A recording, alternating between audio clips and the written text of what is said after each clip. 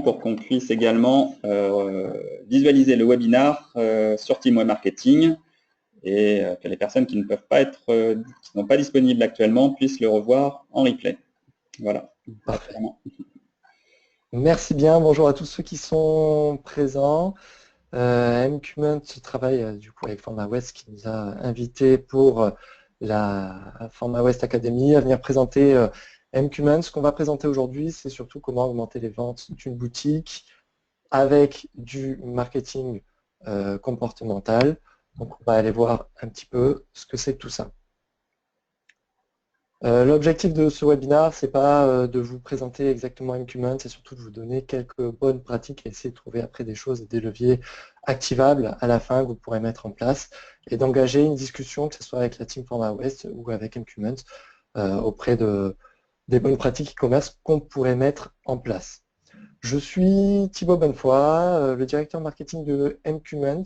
On est une société qui est basée à Pau, tout près des Pyrénées, spécialisée dans l'optimisation du taux de conversion grâce au marketing temps réel.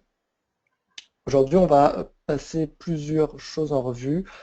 Dans un premier temps, il y a quelque chose de très important qu'on aimerait mettre en avant, qui est la base d'un processus d'optimisation d'un site internet. C'est une sorte de framework, de choses à suivre pour pouvoir optimiser de manière incrémentale son site et de s'assurer que tout ce qu'on met en place va vraiment vous apporter quelque chose de positif et répond à un vrai problème. Ensuite, je vous expliquerai ce que c'est que le marketing comportemental pour ceux qui se posent un peu des questions là-dessus, et puis des bonnes pratiques, des choses que nous, on a pu mettre en avant auprès de nos clients avec des résultats concrets sur des actions à mettre en place sur votre site. On finira par l'endroit par où il faut commencer pour pouvoir augmenter la conversion de son site. Les bases d'un processus d'optimisation, déjà la base, c'est de pouvoir être ce qu'on appelle data-driven, c'est-à-dire qu'on va piloter son site par les données. Pour ça, il faut déjà avoir un super système de remontée des données qui arrivent, comme du Google Analytics. Il existe d'autres solutions comme Amplitude ou d'autres types qui font aussi très très bien le boulot. Ce qu'il faut savoir, c'est qu'il faut paramétrer après ces solutions pour qu'elles remontent des données les plus concrètes possibles.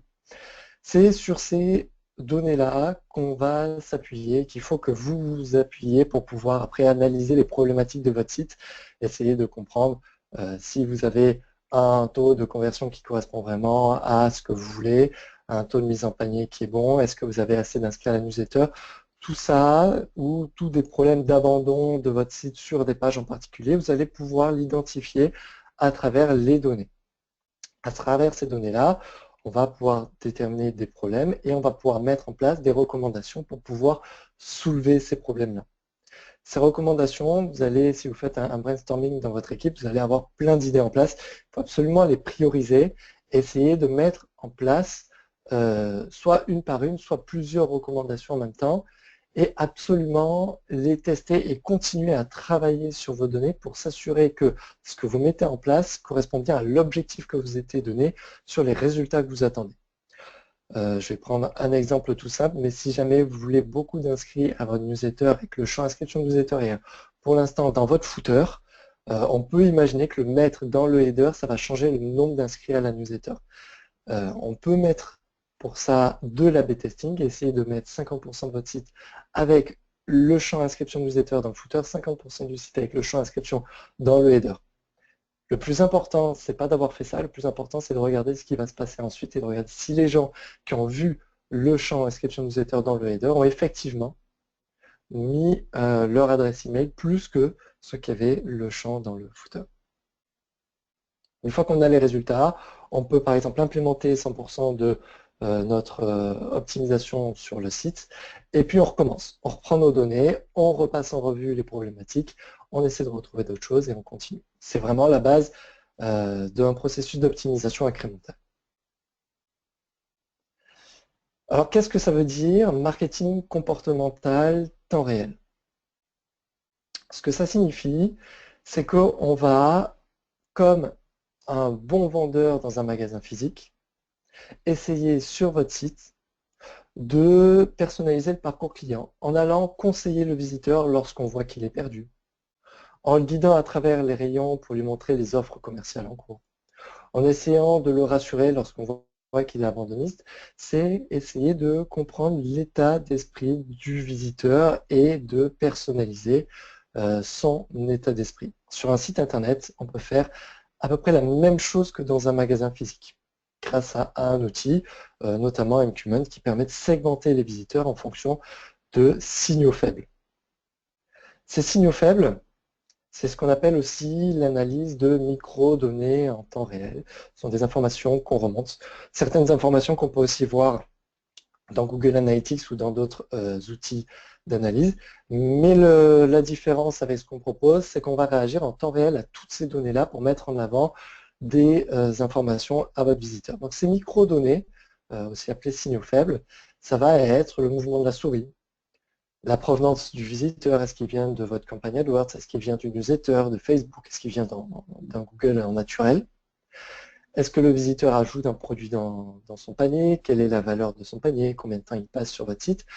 La géolocalisation de votre visiteur. Et en mêlant tout ça, on va comprendre l'état d'esprit du visiteur et on va essayer de l'orienter vers des actions différentes et qui vont correspondre à son besoin au moment même où il est sur votre site. Du coup, le message qu'on va faire passer au visiteur en fonction de son état d'esprit n'est pas le même. On va voir quelques exemples un petit peu plus loin.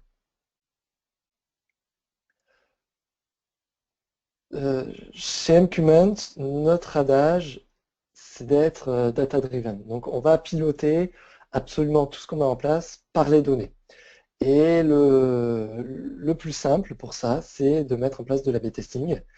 L'A/B testing, c'est-à-dire qu'on va mettre 50% de votre site avec une version A, 50% du site avec une version B, comme je l'expliquais tout à l'heure, et on va regarder les résultats.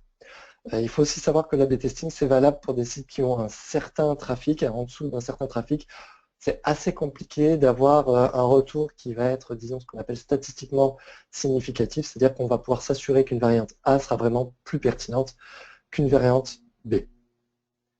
On va donc afficher une variante A un message, on va afficher une variante B un autre message lors de leur navigation. On va avoir des captures d'écran tout à l'heure pour comprendre un petit peu mieux ce que c'est l'affichage de messages. Et on va mesurer, on va regarder, on continue avec notre base incrémentale d'amélioration, à voir si, avec la remontée des données, on peut aller plus loin dans notre version A ou dans notre version B. Une fois qu'on a segmenté nos visiteurs, une fois qu'on veut aller plus loin avec eux, qu'est-ce qu'on peut faire? Comment est-ce qu'on peut mettre en place des campagnes qui vont transformer et quels résultats est-ce qu'on va pouvoir obtenir? Alors, les usages, ils sont multiples, ils sont assez infinis là-dessus. L'objectif final, il est simple pour tous les e-commerçants, c'est de vouloir que son visiteur passe commande. Mais entre le moment où un visiteur arrive sur votre site et le moment où il passe commande, il va se passer de nombreuses choses. Il y a différentes actions intermédiaires qu'on va appeler un parcours client idéal dans lequel on va essayer d'orienter votre visiteur. C'est pour ça que les données sont très très importantes. Si on se rend compte qu'un visiteur, à chaque fois qu'il voit une vidéo d'un produit derrière, il passe commande, alors il faut faire en sorte que le visiteur qui arrive sur votre site sache qu'il existe des vidéos de présentation du produit, aille visualiser la vidéo, la regarde et ensuite puisse être orienté vers le descriptif produit avec un bouton mettre au panier. Donc on peut inciter le visiteur à s'inscrire à une newsletter, à partager son produit sur les réseaux sociaux, à répondre à un sondage, à passer commande, à mettre un produit dans son panier, à faire différentes actions sur le site et c'est ça qu'on va essayer de faire. Il y a une statistique qui est très intéressante qui dit que 74% des gens qui ajoutent un produit dans leur panier vont passer commande dans les 48 heures. Ce qui se passe, c'est que sur ces 74% des gens qui ajoutent un produit dans leur panier, si vous regardez les stats de votre site internet, vous vous rendez compte que 74% des gens qui ajoutent un produit dans leur panier ne passent pas forcément de commande sur votre site. Effectivement, ils partent, ils peuvent abandonner votre site et ils vont aller passer commande chez un concurrent. Or, à partir du moment où une personne met un produit dans son panier, c'est une personne qui est engagée envers votre offre, engagée envers le produit qu'il a dans son panier, et il faut essayer de comprendre pourquoi est-ce que si jamais elle part, elle est partie, qu'est-ce qui a fait qu'elle a quitté le site, et comment est-ce qu'on peut récupérer des données concernant ce visiteur. Avec un système de récupération de panier abandonné, on a pu augmenter chez un client de 74% la conversion. C'est-à-dire que tous les visiteurs qui avaient ajouté un produit dans leur panier, qui étaient allés dans la première page du tunnel de commande et qui ont ensuite quitté le site sans même s'inscrire sur le site client, on leur affichait un message en plein écran qui, dans notre cas, mettait en avant du stress. Du stress en fonction du nombre de stocks produits, c'est-à-dire que là, il faut passer commande rapidement parce que les stocks vont être épuisés. Prenez le risque est-ce que vous voulez prendre le risque de louper une bonne affaire? Alors, le risque de manquer une bonne affaire, c'est vraiment un levier formidable de transformation. C'est ce qui existe et c'est ce que vous pouvez mettre en place avec des ventes flash. C'est ce qui existe d'ailleurs, on le voit avec des boutiques éphémères, hein, pour reprendre le physique, ou durant la période des soldes, on a des taux de transformation qui sont plus importants parce qu'il y a des bonnes affaires, mais il y a aussi après ce qu'on appelle la deadline, qui va faire que les gens savent qu'à un certain moment, les produits vont s'arrêter, et hop, là, ils vont louper une bonne affaire. Donc on va essayer de mettre les gens dans le même état d'esprit, avec du stress. On peut aussi mettre du couponing en avant pour essayer de récupérer la personne. Ce que peut faire Mqmen, c'est segmenter les visiteurs qui arrivent pour la première fois sur votre boutique, donc on sait qu'ils n'ont jamais passé commande. On peut vérifier qu'ils ne soient pas encore inscrits à la newsletter, qu'il n'y ait pas encore donné d'informations les concernant, et donc on n'a ici aucun moyen de les retargeter, aucun moyen pardon, de les targeter, sauf avec du retargeting justement, et donc de réafficher des publicités sur d'autres réseaux à côté. Donc là, c'est un message qui s'affiche au moment où le visiteur quitte le site alors même qu'il a ajouté un produit dans son panier. D'autres leviers que vous pouvez mettre en place pour augmenter le nombre d'inscrits à votre newsletter, si jamais vous faites de la newsletter, c'est ce que je disais tout au début. Au lieu de récolter seulement les adresses email des gens qui se sont inscrits sur votre site et donc qui sont devenus des clients, on peut essayer de récupérer de l'adresse email en amont à d'autres personnes. Le but là, c'est de pouvoir ensuite faire de la newsletter et essayer d'augmenter son taux de conversion comme ça. Ce qui est intéressant pour les visiteurs, c'est pas de s'inscrire à la newsletter, ça c'est ce que vous voulez, mais ce qui est intéressant, c'est de leur montrer le bénéfice qu'ils pourront tirer de s'être inscrit à votre newsletter. Le wording qui est autour du champ inscription newsletter est souvent un petit peu trop simple. Ce qu'il faut savoir, c'est qu'il vaut mieux que ce champ newsletter soit toujours au-dessus de la ligne de flottaison si jamais vous voulez que les personnes s'inscrivent dedans, et il faut leur mettre en avant les choses qui vont les intéresser, c'est-à-dire que on peut mettre en avant le fait qu'il y ait des ventes privées qui soient disponibles que pour les personnes qui s'inscrivent à la newsletter. On peut mettre en avant aussi du couponing. Inscrivez-vous à notre newsletter, gagnez 5% à la première, sur votre première commande. Et ici, comme ça, on a un double levier. La personne qui s'inscrit à la newsletter gagne un coupon de réduction et en même temps, on l'incite grâce à ce coupon de réduction à passer commande. C'est un petit peu comme le fait de ne pas mettre directement le champ inscription newsletter devant, mais de mettre un bouton inscrivez-vous à notre newsletter qui va ensuite ouvrir un champ où la personne va pouvoir rentrer son adresse email. C'est ce qu'on appelle une sorte de pied dans la porte. On va inciter la personne à faire une première action qui va la mettre dans un état d'esprit où elle est dans une démarche d'achat. Et donc, on va l'engager dans cette démarche d'achat à aller de plus en plus loin jusqu'à au passage de commande, en s'assurant toujours que le produit qu'elle va acheter correspond à ses besoins pour ne pas frustrer le visiteur derrière. On essaie toujours de garder des bonnes pratiques et essayer d'avoir les meilleurs retours possibles derrière de nos visiteurs. Donc voilà, on peut mettre en avant les tendances du moment que les gens pourront avoir, peut-être si vous avez un blog qui ramène des gens sur votre site, c'est l'idéal. C'est ce qu'on a eu avec un client qui, alors lui, est en B2B, qui a une stratégie d'acquisition qui est du content marketing. Ils ont un blog qui fait venir énormément de monde. Et le seul champ d'inscription newsletter qu'ils utilisaient à la base, c'était un champ qui était en dessous de la ligne de flottaison, qu'on voit sur le slide en bas à droite, et qui ramenait quand même 43 inscrits par mois, en moyenne. Avec la modale qui s'affiche, on monte jusqu'à 122 inscrits en moyenne par mois, parce qu'on apporte une vraie information aux visiteurs. Derrière, lorsque la personne était déjà inscrite à la newsletter, c'est un autre message qui apparaissait sur leur blog et qui proposait aux visiteurs d'aller voir leur application mobile qu'ils pouvaient télécharger. Et comme je disais, c'est du B2B, après l'application mobile nous permettait d'accéder à une solution en SaaS qui, elle, était payante. Et ça fonctionnait extrêmement bien. Sur un site e-commerce, si jamais vous avez juste un champ inscription newsletter, vous voulez collecter l'email, mais que vous n'avez pas après de grosses valeurs ajoutées à mettre dans votre newsletter, vous ne faites pas de la newsletter, ça va être compliqué, à part de mettre du couponing, de récolter l'email pour commencer à vous faire votre base d'adresse email. Une fois que vous avez une bonne base, on vous le conseille très très fortement, faites de la newsletter, ça marche extrêmement bien lorsqu'on propose du contenu de qualité. Petite question, Thibaut, comment tu identifies les personnes qui sont déjà abonnées à la newsletter?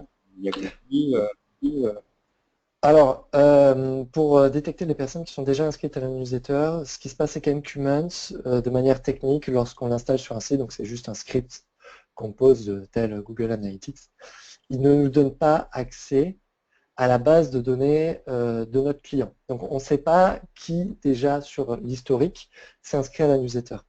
Par contre, on sait et on peut traquer toutes les personnes qui s'inscrivent sur la newsletter à travers ce champ-là ou à travers le champ qui est directement sur le site.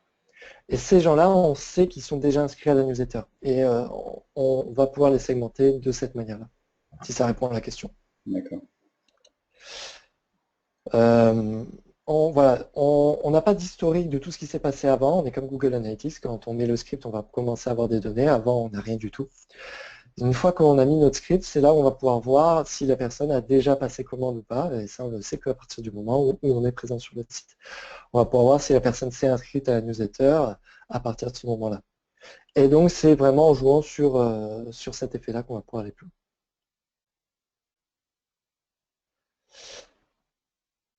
Ici, on va essayer de travailler le panier moyen d'un site e-commerce. Donc, chez un client, on a augmenté de 8% la valeur de son panier en travaillant quelque chose en fait qui était déjà sur le site du e-commerçant, qui est très certainement déjà sur votre site. C'est les frais de port qui sont offerts à partir d'un certain montant. Ce qui est intéressant, c'est que vous avez déjà des offres marketing qui sont sur votre site. Vous avez déjà des informations qui sont sur votre site. Et de temps en temps, vous avez des clients qui vous envoient des questions et vous savez très bien que les réponses sont sur le site. Donc on se rend compte d'une chose, et on avait fait un test avec un autre client, c'est de mettre en avant une grosse information sur le panier. On a émis une information qui donnait un coupon de réduction et le coupon était écrit en gros sur le panier. Et on se rendait compte que les gens n'utilisaient pas forcément le coupon. Tout le monde y avait le droit, mais les gens ne l'utilisaient pas forcément.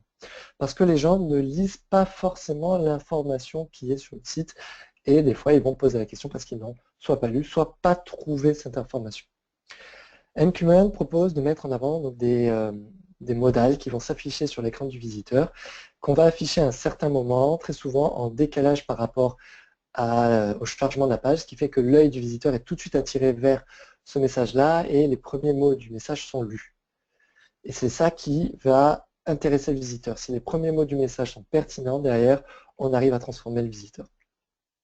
Ici, on a segmenté tous les visiteurs qui avaient un panier qui était entre 50 et 60 euros pour leur indiquer que les frais de port étaient offerts à partir de 60 euros. À partir du moment où les frais de port sont offerts à partir de 60 euros, les gens vont avoir plus de facilité à rajouter 10 euros dans leur panier pour pouvoir passer commande. Et donc, comme ça, on augmente la valeur du panier. Regardez bien après vous si vous avez des frais de port qui sont offerts à partir de 100 euros et que votre panier moyen est à 30 euros, le gap entre les deux est trop important. Ça ne sert à rien d'essayer de mettre ce type de message à des gens qui ont un panier à 40, 50 euros pour leur dire que les frais de port sont offerts à partir de 100 euros. On n'arrivera pas à les faire doubler leur panier. C'est bien trop important. Il faut vraiment que le panier moyen ou l'offre commerciale qu'on va mettre en avant à ce moment-là soit assez proche. On peut aussi mettre du code promo pour augmenter le panier. Donc là, on peut faire des paliers. en se disant que toutes les personnes qui ont un panier entre 40 et 50 euros, on leur offre 5% seulement si jamais ils ont un panier qui va dépasser les 60 euros. Et puis on continue, toutes les personnes qui ont entre 60 et 80 euros, on va leur mettre un message et les informer qu'ils peuvent avoir 5%, 10% si jamais ils dépassent les 100 euros d'achat. Et comme ça, on va augmenter les valeurs de panier. Ça, vous pouvez aussi très certainement et très simplement, pardon, ce que je voulais dire, très simplement le mettre en place sur votre site, le tester. Il faut surtout, et c'est ça le plus important, c'est communiquer sur l'offre que vous mettez en avant.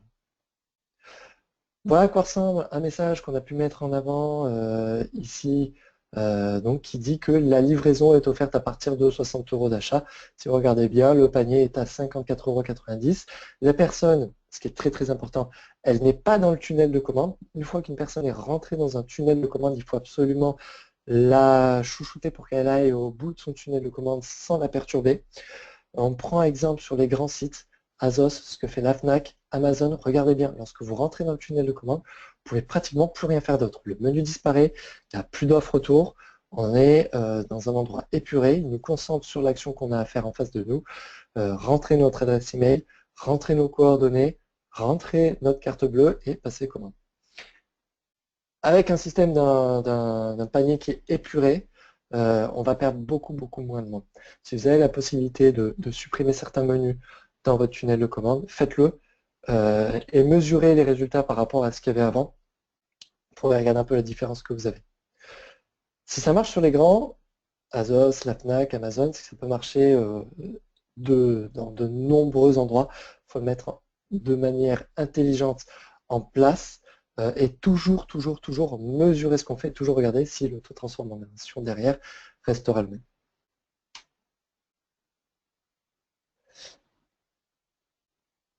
On a pu constater sur certaines stats que des fois on avait des problèmes de mise en panier. Les gens arrivent sur le site, déjà on voit qu'il y a souvent que 60% des visiteurs d'un site qui vont voir des fiches produits. Et derrière, on peut avoir des taux de mise en panier qui sont à 5%, ce qui est assez faible. Comment est-ce qu'on peut augmenter ce taux de mise en panier? Ça va être en conseillant le visiteur, en essayant de lui montrer que le produit correspond à ses besoins. Ça peut être en le rassurant sur les méthodes de paiement, sur la qualité des produits, sur le conseil que vous pouvez lui apporter, ou lui indiquer que vous avez des services de qualité, livraison en 24 heures, livraison contre signature, en point relais, tout plein de choses qu'il faut mettre en avant, parce que ça peut être des éléments bloquants pour la mise en panier. Ici, on a fait un plus 50% de mise en panier chez un client, non pas en rassurant le visiteur, non pas en lui rappelant le service, mais tout simplement en se rendant compte que le visiteur, il était perdu dans sa navigation. Et comme il était perdu, il n'arrivait pas à trouver le produit qu'il recherchait. On a donc mis à un certain moment, lorsqu'on détectait que le visiteur avait fait 5 pages vues sans aller sur une fiche produit et mettre un produit dans le panier, qui revenait sans cesse sur des pages catégories, à ce moment-là, on essaie de mettre en avant le champ de recherche du site en leur disant faites une recherche, on a un super champ de recherche, si vous cherchez un produit en particulier, on va pouvoir recentrer tout ça sur ce que vous cherchez. Alors là, on était sur un client assez particulier qui a 100 000 références, qui a la possibilité de segmenter tous les produits en permettant au client de rentrer les références de sa moto. Voilà, j'ai une Yamaha, une 50 des années 90. Hop, ça va recentrer tous les produits de la boutique sur seulement les références qui correspondent à cette moto-là. Une fois qu'on avait réussi à amener le visiteur à faire cette action-là, déjà, on avait gagné énormément de choses. Mon objectif avec Incubant, c'est pas de vous dire que ce message-là doit s'afficher à vitam aeternam chez notre client. C'est ensuite de trouver d'autres leviers, une fois qu'on a mis en place, une fois qu'on a trouvé ce qui marchait, c'est-à-dire de mettre en avant ce champ de recherche, c'est trouver une manière de le faire simplement, sans que ça paraisse intrusif. C'est-à-dire en haut de page, on a changé tout le header pour mettre en avant le champ de recherche qui soit beaucoup plus visible et mettre en avant un autre champ pour qu'il permette de sélectionner la moto de manière beaucoup plus visible. Et là, on a des taux de mise en panier qui sont beaucoup plus élevés. Autre chose qu'il faut que vous vérifiez sur vos données, et ce qui nous a énormément surpris chez un client, c'est qu'on avait une page qui était là pour faire venir des gens travailler SEO. Il y avait beaucoup de gens qui venaient sur cette page-là. Et derrière, aucun call to action sur la page, aucun bouton qui indiquait aux visiteurs quoi faire en suivant. On avait un taux de transformation des gens qui passaient par cette page-là de 0,5%. En mettant tout simplement 10 call to action, on est passé à 1,5% de taux de transformation sur toutes les personnes qui allaient là. On n'a rien fait de plus que d'amener le visiteur sur un next step, sur l'étape d'après de ce qu'il faut faire sur ce site. Alors c'était un site qui permettait soit de vendre, soit d'acheter des téléphones mobiles. On avait plein d'informations sur le fait d'acheter, sur le fait de vendre, mais comme on ciblait les deux personnes, les acheteurs et les vendeurs, ben après ils étaient un peu perdus. Donc on leur dit, vous voulez acheter un mobile, cliquez sur ce bouton-là, vous voulez vendre un mobile, cliquez sur ce bouton-là et on va les amener derrière sur la bonne action. Vérifiez bien sur vos stats analytics, justement, si vous n'avez pas des pages où vous perdez énormément de gens, et regardez bien s'il y a un call to action sur ces pages-là, qui peuvent être des pages peut-être catégories, des pages hautes sur lesquelles vous voulez faire venir des gens sur votre site. Tu remarques, Thibaut, tu Oui. marquais 297% de croissance sur le taux de transformation, c'est ça, si j'ai bien... Oui, oui. Euh, C'est sûr. c'est juste énorme. Alors, Mal s'il n'y avait pas c'est sûr. de call to action, mais précisément, c'est sur quelle période et tu as des éléments d'information complémentaires? Alors, c'est sur une période de un mois Mhm. qui va cibler seulement, alors je ne parle pas du taux de conversion global du site, c'est-à-dire que là, ils ont un taux de conversion qui est au-dessus de 1%, qui est inférieur à 1,5. Mais on avait une page et on va segmenter juste les visiteurs qui passent sur cette page et on va regarder le taux de conversion de ces visiteurs-là. Comme on avait regardé et qu'on avait vu qu'il y avait énormément d'abandonnistes depuis cette page, on a suivi tous les visiteurs qui arrivaient et on s'est rendu compte qu'il y avait un taux de transformation assez faible. En mettant ces deux boutons-là, on a pu augmenter le taux de conversion de ce segment de visiteurs, tous ceux qui sont arrivés par cette page-là. D'accord. Voilà, donc c'est vraiment sur une population fixe. J'ai plus le nombre de visiteurs en tête. C'était pas négligeable, hein. C'était pas une centaine de visiteurs chez qui on a augmenté ce taux de conversion. Sur un mois, c'était plutôt un millier de visiteurs sur lesquels on a pu augmenter ça. D'accord. Voilà. C'est vraiment énorme. Alors c'est ce que j'appelle un coup de maître qu'on a pu faire, qu'on arrive à faire dans certains cas, qu'on a pu faire grâce à un client récemment aussi en modifiant l'ergonomie d'une page sur une version mobile, grâce au fait qu'il soit passé sur Capital 2 jours avant et qui nous ont permis d'avoir un volume de données très très important pour pouvoir tester ça. Ce coup de maître, on ne va pas le faire du jour au lendemain, on ne va pas le faire demain en mettant tout simplement un call to action sur votre page. Déjà, on va essayer de comprendre l'état d'esprit de tous les visiteurs qui passent sur le site, on va essayer de comprendre où sont les problématiques et c'est de manière incrémentale qu'on va pouvoir arriver à certains moments à ce type de choses. Alors par où il faut commencer aujourd'hui lorsque vous voulez travailler votre site? On reprend bien les bases de l'optimisation. On va d'abord commencer par regarder les données. Mais une fois que vous avez regardé vos données et que vous avez vu des problématiques, ce qu'il faut savoir, c'est qu'il faut commencer par les visiteurs qui sont le plus engagés envers votre offre. C'est eux qui sont les plus à même à passer commande aujourd'hui.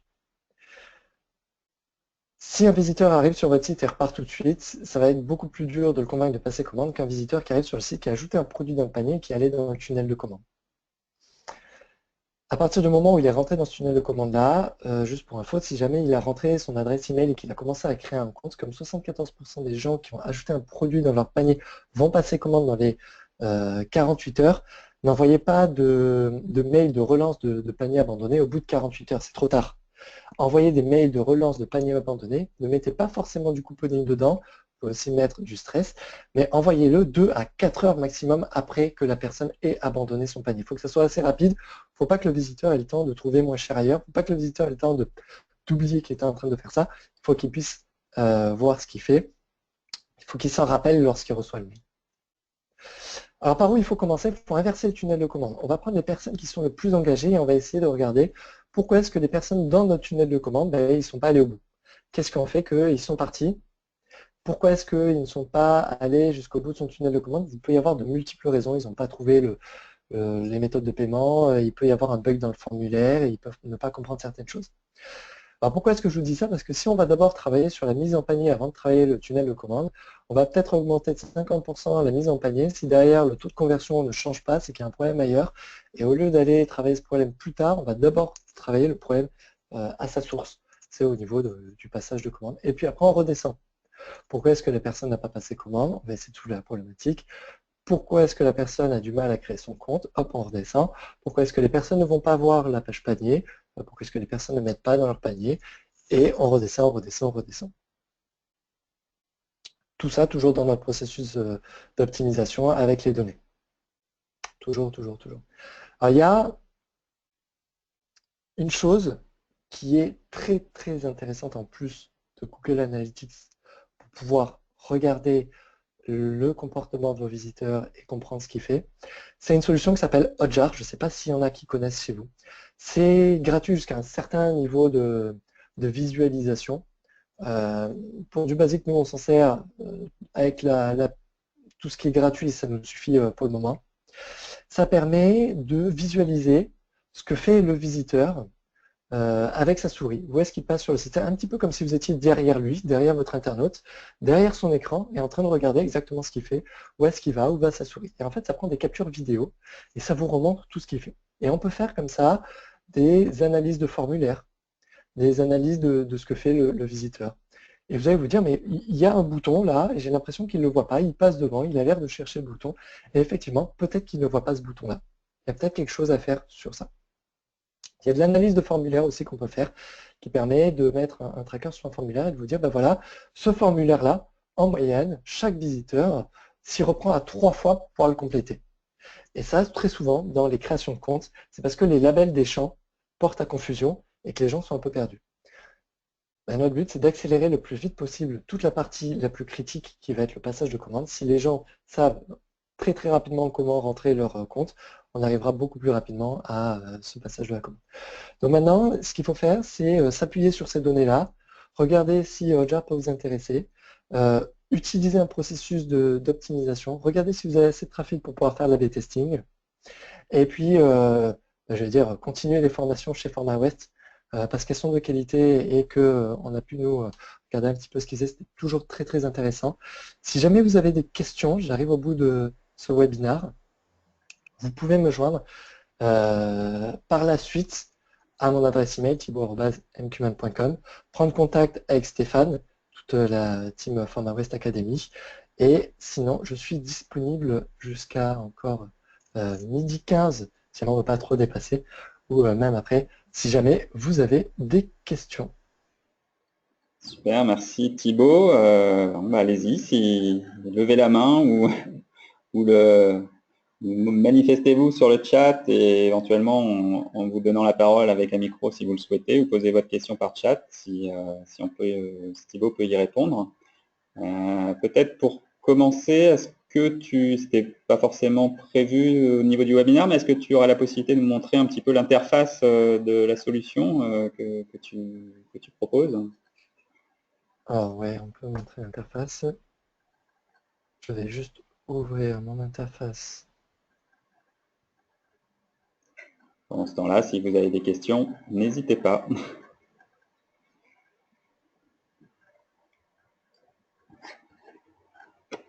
Hop. Et ouvrir sur un compte démo pour pas vous montrer toutes les données.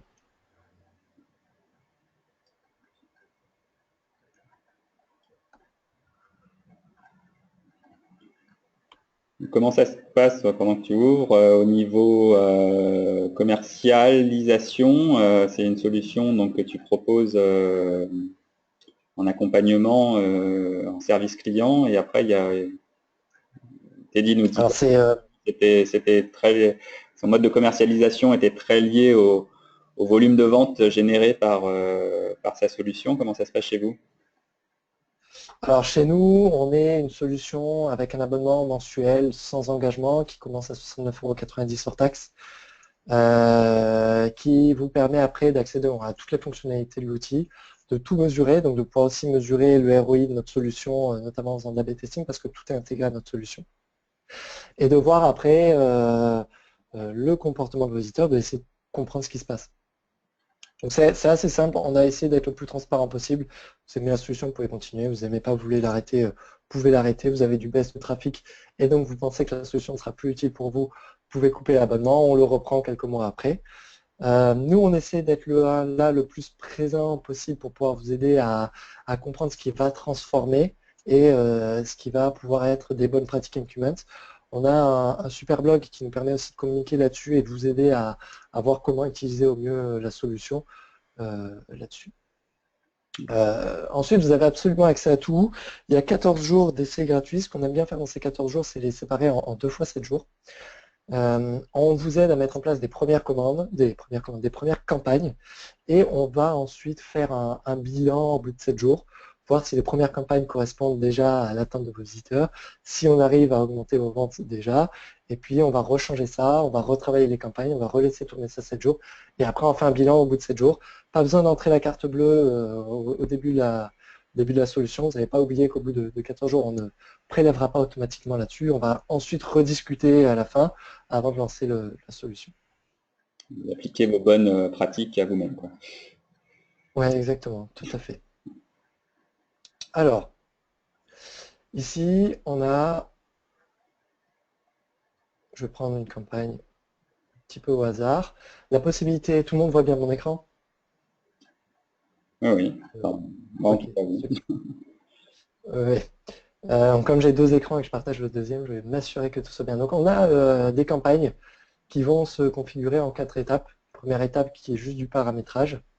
Une deuxième étape qui va permettre d'accéder là finement au segment du visiteur, c'est-à-dire qu'on va pouvoir par exemple faire la géolocalisation où on va dire que toutes les personnes qui sont proches d'une certaine ville à 20 km autour et qu'on a un magasin autour de ce 20 km, on va essayer de faire du web to store, de ramener les gens dans notre magasin. D'accord. Voilà. Tous les segments ici peuvent être liés à des campagnes en particulier. Donc on peut mettre des messages en fonction de la plage horaire, de la journée, en fonction du type de plage qu'il visite.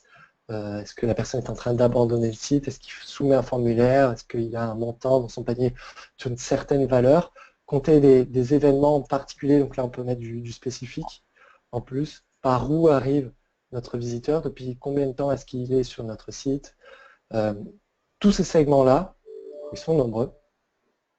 Ils nous permettent ensuite de créer un message à travers une interface. Donc je vais ouvrir l'interface d'édition du message qu'on a voulu le plus simple possible, qui vous permet, donc moi aussi j'ai un écran blanc, ça charge, qui vous permet de modifier très simplement le contenu de votre message. Hop, enlever du texte, D'accord. rajouter du texte, on peut modifier, rajouter en fait des blocs avec du texte en dessous, ou après faire son propre élément, changer l'emplacement du message, tous nos messages sont responsives, on peut enlever l'image qui est en haut à gauche, changer le fond, mettre votre propre fond, modifier les couleurs. Donc voilà, c'est vraiment le plus simple possible, utiliser des textes qu'on a déjà mis en place. C'est ici où on peut aussi mettre en place de l'A/B testing. Donc là, je vais mettre une deuxième variante et je vais dire que 50% des gens qui sont rentrés dans ma segmentation précédente, mon but, ça va être de ne rien faire et puis de tester la pertinence de l'outil Incument. Voilà, 50% des gens vont avoir le message au moment où ils abandonnent le site, 50% des gens ne vont pas avoir le message. Qu'est-ce qu'on fait? On va à l'étape 4 et on va mettre un objectif qui est ici que le visiteur passe commande après avoir vu notre message. Est-ce que, et là on va donner les résultats derrière au bout de plusieurs jours, est-ce que les visiteurs qui ont vu notre message ont plus passé commande que les visiteurs qui n'ont pas qui n'ont pas vu le message? D'accord. Donc là, ça fera mise en place d'une campagne et en termes de résultats, data-driven, comme tu l'as expliqué, comment ça se présente rapidement. En termes de résultats, on a un onglet qui est ici A/B testing, qui va être, à mon avis, vide sur cet environnement. Si j'ai vite vous décrire ce qui se passe, c'est qu'en fait on va avoir des tableaux avec le nom de la campagne qui n'est pas visible par le visiteur, avec les différentes variantes qu'on a pu mettre en place. On va avoir le nombre de fois où la campagne a été exécutée. Il y a eu 1000 vues de notre message et 1000 autres personnes qui sont passées par l'autre segment où il n'y a eu rien eu. D'accord. On va avoir ensuite le taux de transformation. Donc, par exemple, on va vous dire, bah là, il y a eu 10 personnes qui ont transformé d'un côté et 5 de l'autre. Et un chiffre statistique qui va vous indiquer si oui ou non la variante A est plus pertinente que la variante B. Donc c'est un pourcentage où on considère qu'après après 95%, on va pouvoir passer la variante A en 100% de la population parce qu'on sait qu'on a 95% de chances que derrière la variante A continue à se comporter de la même manière et continue à apporter ses meilleurs résultats. Ok. Voilà. Si ça répond à la question, après on... Donc effectivement, bon, on perçoit un petit peu l'outil, ça a l'air effectivement assez simple à Moi, la je n'ai prise en pas main. tout passé en revue. Ouais. Pardon? Ça a l'air assez simple en termes de prise en main et de mise en œuvre. Donc avec une mise en œuvre assez facile.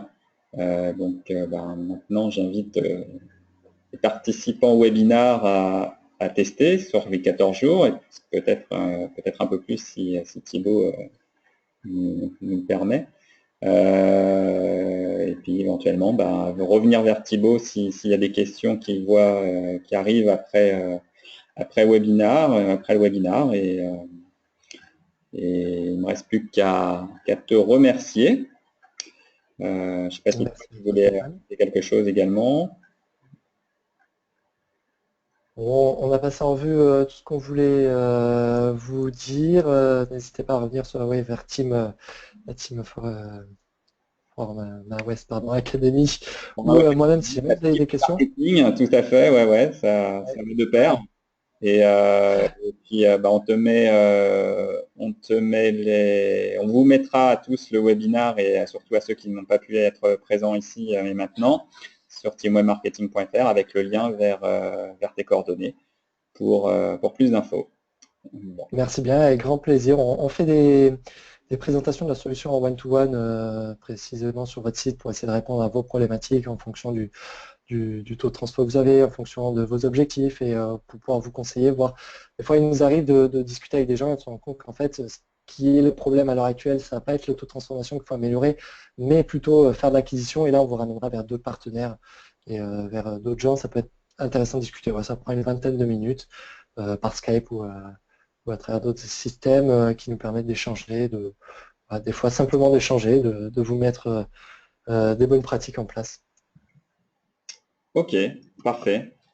Merci à tous et puis rendez-vous le 19 mai pour le prochain webinar si ça vous intéresse et que vous êtes inscrit. Et puis n'hésitez pas également à diffuser l'information autour de vous pour que la Forma West Academy grandisse au fur et à mesure des webinars et des formations à venir. À bientôt. Au revoir. À bientôt, au revoir.